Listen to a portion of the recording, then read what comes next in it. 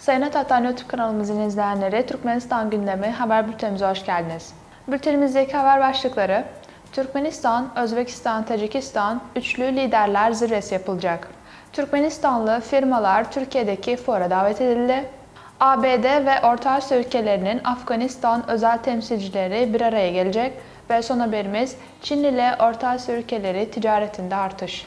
İlk haberimiz Türkmenistan, Özbekistan, Tacikistan üçlü liderler zirvesi yapılacak.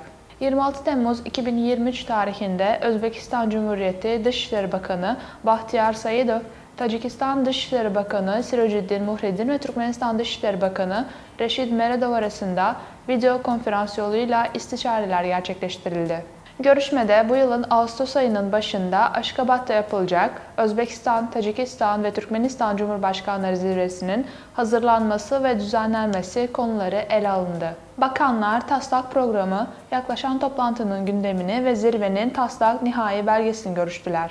Bu bağlamda bakanlar bölgesel işbirliğinin öncelikli yönleri hakkında görüş alışverişinde bulundular. İkinci haberimiz, Türkmenistanlı firmalar Türkiye'deki fuarlara davet edildi. Türkmenistan Ticaret ve Sanayi Odası binasında Türkmenistan Ticaret ve Sanayi Odası Başkanı Meryem Gurdov ile Türkiye Cumhuriyeti Uluslararası Ekonomik İşbirliği Teşkilatı üyesi Sefa Gömdeniz arasında görüşme gerçekleştirildi. Görüşmede iki ülke iş çevreleri arasındaki işbirliğinin daha da derinleştirilmesi konuları ele alındı. Türk tarafı Türkmenistan iş çevrelerini Türkiye'de düzenlenen fuarlara katılmaya davet etti. Bu arada geçtiğimiz günlerde İstanbul'da gerçekleştirilen F İstanbul Gıda Fuarı'na Türkmenistan Sanayiciler ve Girişimciler Birliği'ne üye olan 14 firma katılmıştı. Türkmenistanlı ürün üreticileri gıda alanındaki üretim ürünlerini sergilemiştiler. Öte yandan Karma Ekonomik Komisyon eş başkanlarına ilişkin yayımlanan Cumhurbaşkanlığı genelgesiyle Karma Ekonomik Komisyon toplantılarına başkanlık edecek isimler belirlendi. Cumhurbaşkanı Yardımcısı Cevdet Yılmaz, Türkmenistan-Türkiye Karma Ekonomik Komisyon eş başkanı olarak atandı. Sıradaki haberimiz, ABD ve Orta Asya ülkelerinin Afganistan özel temsilcileri bir araya gelecek. ABD Dışişleri Bakanlığı, ABD'nin Afganistan özel temsilcisi Thomas West ile Afgan kadınlar, kız çocukları ve insan hakları özel temsilcisi Rina Amiri'nin 26-31 Temmuz tarihlerinde Kazakistan'ın Astana kentine ve Katar'ın Doha kentine gideceklerini bildirdi.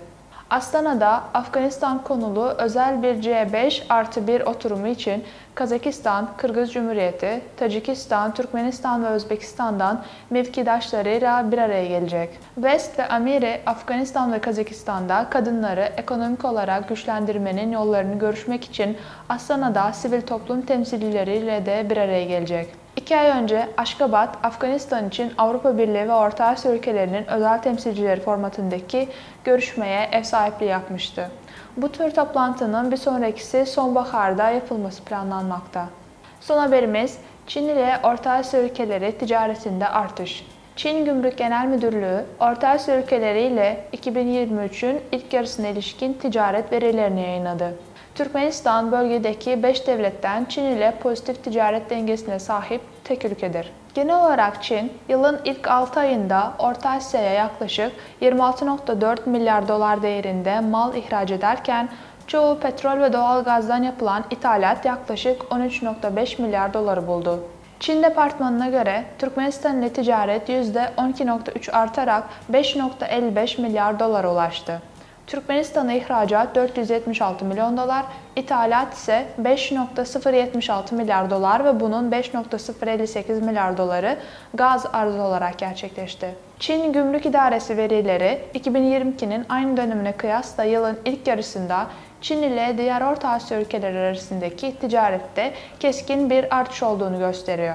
Özbekistan, ticaret %26,8 artarak yaklaşık 6,1 milyar dolara ulaştı. Çin'in Özbekistan'a ihracatı yaklaşık 5,46 milyar dolar, ithalatı ise yaklaşık 629 milyon doları buldu.